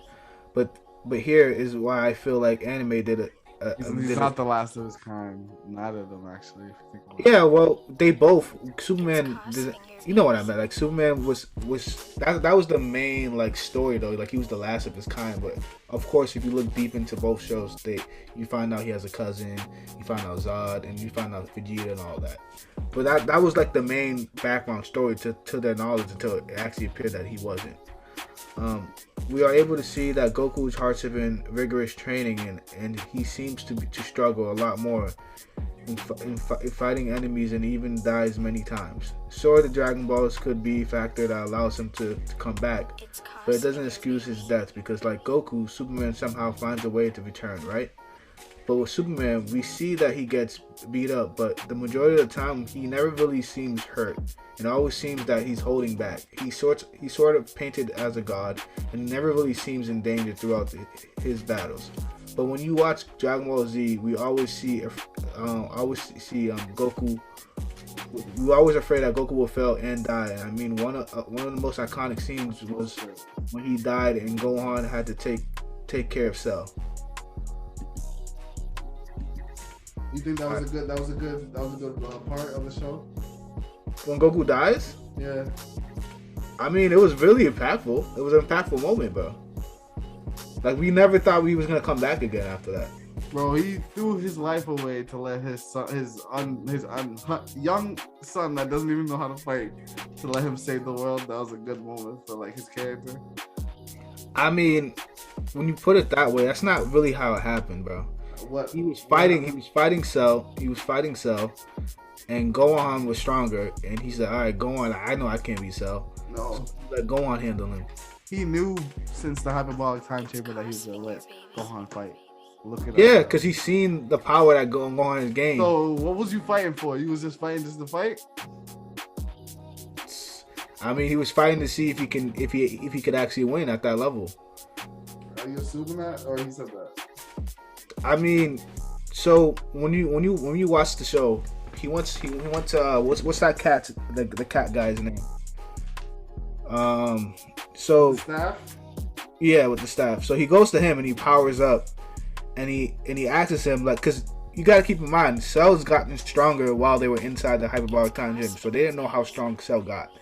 So when he came out, he went to go to that cat dude at the top looking for sensu beans. I don't think he had any. And he powered up to see how he measured up with Cell. And then the guy said that Cell is most likely stronger than him. But that wasn't a confirmed fact. When he fought Cell, they were kind of on par. They were basically on par. Cell was just a little bit stronger than him. And he knew that Gohan was the key to stopping Why? Cell. Because Gohan was strong. Gohan was stronger than Goku at that point in time. That's all true, right? I just honestly feel like It's Cos Finger, baby. that's mumbo jumbo typing shit, like, you know what I mean? Because he did say that he wanted Gohan to be the next main character or whatever. So I'm assuming it was at that moment, right? So It's kind of like, let me just assassinate Goku's character. Like, let me give Cell a sense of being and shit. He did that, right? I believe. Yeah. I believe so. Yeah. Let me, let me just back off from the fight. Like, Goku's backing off from a fight. You know what I mean? Like, Frieza was stronger than him, and he still beat his ass. You know what I mean? But yeah, sure. I mean, I guess that makes that part. Yeah, I see what you're saying, but you gotta keep in mind with Saiyans, it's combat is like a sport to them, in a sense. Even if they're in danger, that's part of the sport. With Goku, he's a pure-hearted Saiyan, but at the end of the day, he's a pure-hearted person. At the end of the day, he's a Saiyan. There's always been talks, like, even Vegeta has said it many times, Saiyans get clouded when it comes to combat. Like, they get cocky, they get brass, especially if they find out that they're stronger than, if they think that they're stronger than someone else, they do things that they shouldn't do, and which leads to them possibly losing or dying. That's one of their weaknesses. And even Trunks talks about it when Vegeta was fighting Cell at one point, and he was stronger than Cell. Trunks was saying, like, yo, like, you gotta kill him now. It was like, that's a whole theme about Saiyans, that, like, they love combat to the point where it could kill them, because they're really, like, cocky and confident people when it comes to combat. And then, as you can see, that weakness comes out when Gohan becomes Super Saiyan 2, when he finds out that he's actually stronger than Cell.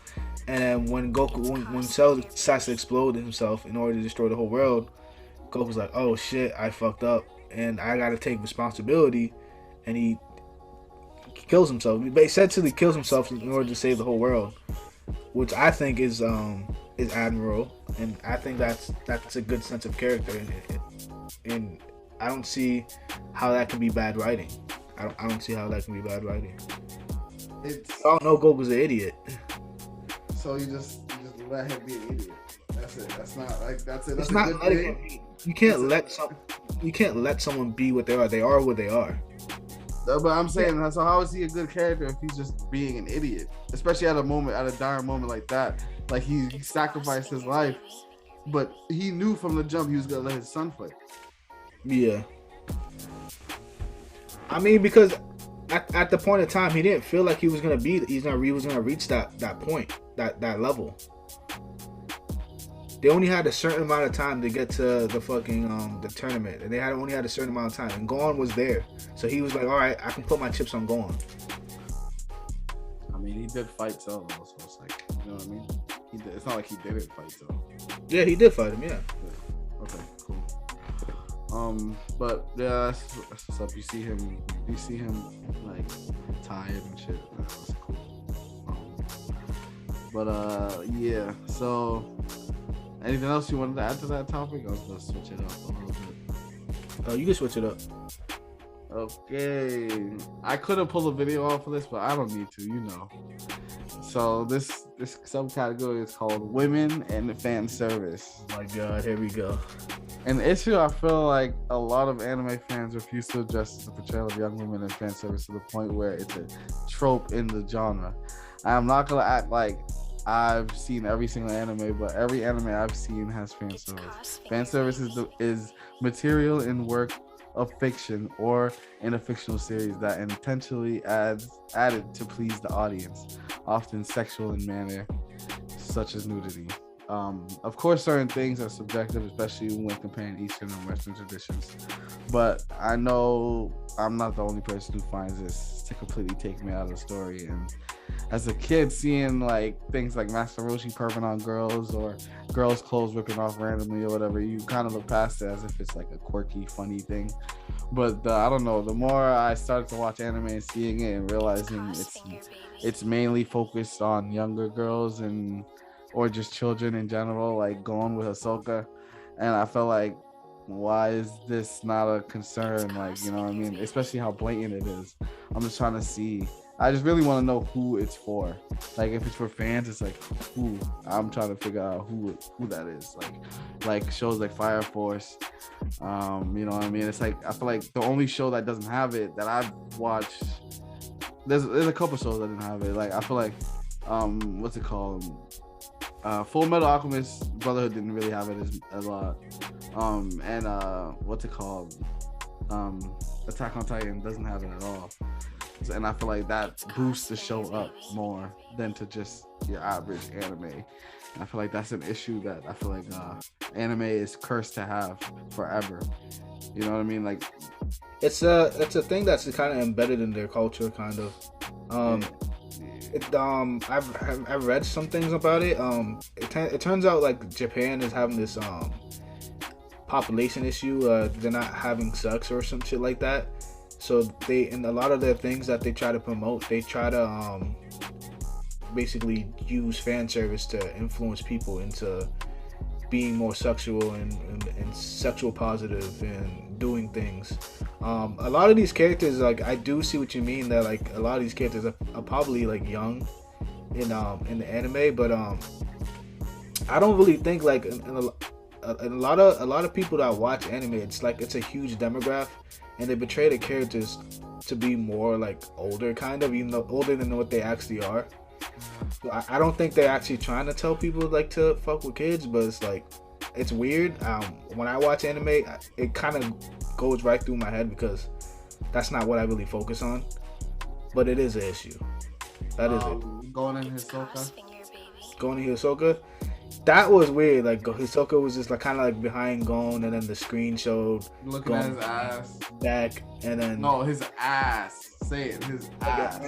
Did it show his ass though? I just watched it. I can pull it up. You want me to pull it up? I haven't seen it in a while, but it probably is. It was weird. It was a weird scene. He said, "Yo, you turning me on." Like, and then there was a scene where he was in the water all but naked, dick out, looking at the weirdo shit, man. And it's like, I guess that's just something. Hey, you throw in some fighting, people won't say shit about it. And I can't lie, there's a lot of animes where like there's this show that I watched that I really liked. It's called GTO, where this biker gang thug kind of becomes a teacher. And in the beginning, he was like this pervy ass teacher, and then he realized like what he was doing was wrong. Like he can't be looking at kids like that and shit like that. And he became more responsible. And there was a theme of him. Part of the joke was like he was pervy, but like he wasn't like trying to like fuck with the kids or some shit like that. It's just I don't know why the Japanese people do it. I don't think it should be like an overall thing. But hey, man, Nami be looking good. Come on, man, who's playing, bro? Anyways, the thing is, it isn't like the women and girls in the show get as much depth and backstory as their male counterparts do. Most of them are usually over-sexualized. It's just usually support characters / cheerleaders, and get maybe 1 or 2 cool moments in the series. Yeah, it's an issue for me specifically, just because like nobody says anything about it. Yeah. Like, and I'm watching it, and I'm trying to get into the show, and then there's certain moments, and it's like, what was that about? And then they just don't say nothing. Like, show people like, yo, it's the greatest show ever, and it's like, I think it's a difference in culture. It's a difference in culture, bro. And I know that, but it's just like that. Like, I even looked it up on YouTube. There's a couple videos on it, but there's not a lot. You know what I mean? Yeah. It's in every one, so it's not like I'm tripping. Like, I'm seeing, like, it's not like there's like little shit in the background I'm seeing. It's like overly in my face. It's It's kind of like, you know, sure. Like, I guess, especially if in the show, like I rewatched Shaman King, the OG one. And what was the nick? Ryu? Yeah, Ryu was weird. It was going crazy. He was going crazy. It was into thing. I think, how old is Ryu though? Huh? How old is he supposed to be? I thought he was like their age, but he just looked really old. Come on, man. Come on. It's not like they met the nigga in school. They met the nigga, and he was a biker gang leader. He was a delinquent. Well, let me know, man. Let me know if I'm tweaking out. I'm not seeing his age.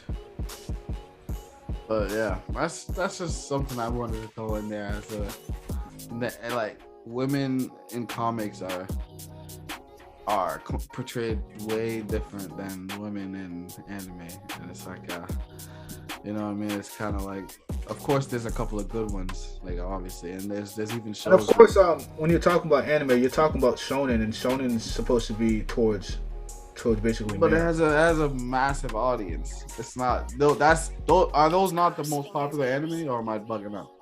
Shonens? Yeah. Yeah, because majority of the demographic that watches that are men. But I mean, it's the same with comics. You think females are up in comics ass? I mean, if you're looking for like anime with Female leads. yeah, you gotta go look at Shoujo. I mean, yeah, but there's also Kill la Kill.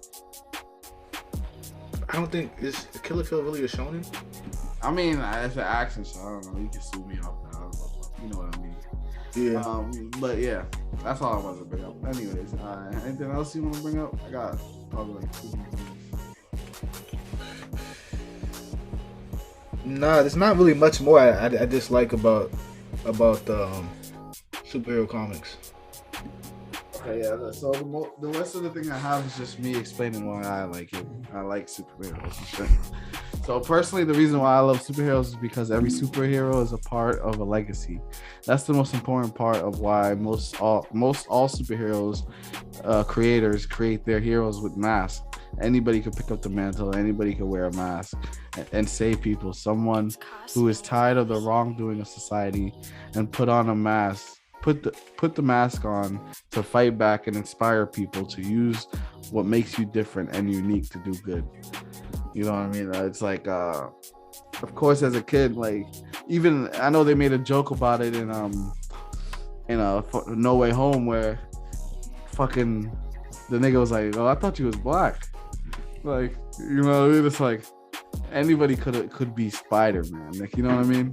Like, that's the dope part about superheroes. I feel like I don't know if anybody could be like a orphan with a monster inside them, or you know what I mean, like go on a grand adventure to look for their father or whatever. So Impact was the last thing, but we've obviously touched on all different types of versions of Impact on both sides. Yeah. Just quick side, like kryptonite is in the dictionary. That's pretty impactful. You know what I mean? What's the definition to it? I can look it up right now. Is that like an actual thing, or is it like a fictional thing that they put in the dictionary? What do you mean? Kryptonite? No, it's not a real thing. It's Superman. So they just put it in there just to put it in there? It's costing your baby. Definition. It's what's it called? Something that can seriously weaken or harm a particular person or thing. Like, people say that, like, meta, like, yo, she's my kryptonite. Like, you know what I mean? Like, that's people have said that. The comic book industry includes their fans in certain decisions, which, when it comes to character storylines, which is dope, which I don't think you can't do in anime, like Akira Toriyama, when he wanted to make Goku gone and take Gohan, fans are like, no, but you know what I mean, that's what he wanted to do, but he didn't do it. That's what we got Deku for. Yeah, sure. Robin's death in the comics was voted on by people, because people were sick of Batman having a sidekick. So Robin's death, it was the third Robin. No, it was the second Robin, and he died, and he became the Red Hood, which is a super dope character on his own, and it's because the fans voted on him to die. Venom, I don't know if you knew this, but Venom wasn't like, Marvel didn't create Venom. It was a fan drew a fan art of Spider-Man in a black and white suit. It was actually black and red, but then they made it white, and then it created. They wrote a whole storyline. They bought it off the fan for $220 or something like that, and they wrote it into the story, which created Venom. Mm-hmm. Which is pretty fire, right? Yeah, that's pretty dope. I didn't know that. I know. You can't do that with anime/manga because there's an end goal in mind. You know what I mean? You can't deviate too far from the end goal. Well, most animes, like, I don't think there's an end goal for Dragon Ball Z. You know what I mean? But you know what I mean. But yeah, that's pretty much all I have, man. You know, there's just the most important parts I wanted you to really think of was the escalation. You know what I mean? Escalation, which is an issue in most stories, but it's an issue specifically in manga/anime because it's a story, it's a continuation. You know what I mean? Escalation, it's of course they have character development, but more than just the surface, like, you know what I mean, more than surface value. You know what I mean? And the personal stories that come with comic books that you cannot have with anime, like personal stories that have nothing to do with the main plot or something like that. Like, I'm not talking about no side arc or some shit. Like, I'm talking about a whole anime about this nigga's personal story. Like, they can't do that unless it's like a 1-season show. But yeah, you know, that's all I got. Okay. I would say for Impact, I would say Dragon Ball Z is probably like the one of the biggest animes, and it's probably the most legendary anime in the industry when it comes to bringing the eye to anime to the Western Hemisphere. That I could say that. Death Note, I would say by Sugumi Obihiba and Takashi Abada. That show was really iconic in terms of bringing also people who are not into anime because it was so different from a show that you would typically watch in terms of shonen anime, because like sure it's not fully action, it's like a psychological battle in terms rather than a physical. And it's doing so much that it kind of opened doors to psychological animes to be like more of a present thing to look for when you're watching anime. Like for instance, like what I'm trying to say basically is, to make it simple, is like typically when you think of anime, you think about action and fighting and shit like that. Like Death Note was one of those things, like, oh man, like a story can be more than just the action and more than just the fighting. It can be unique in every single every other way other than fighting. And you get into the psyche of an actual villain. You know what I mean? Like you get to see a story about a villain. I can say other shows did that better. Huh? You don't think any other anime did that before? I can't really think of a lot of animes that's done that. Other than, can you really consider Eren a villain? I don't know. I mean now. And then of course, My Hero Academia. It basically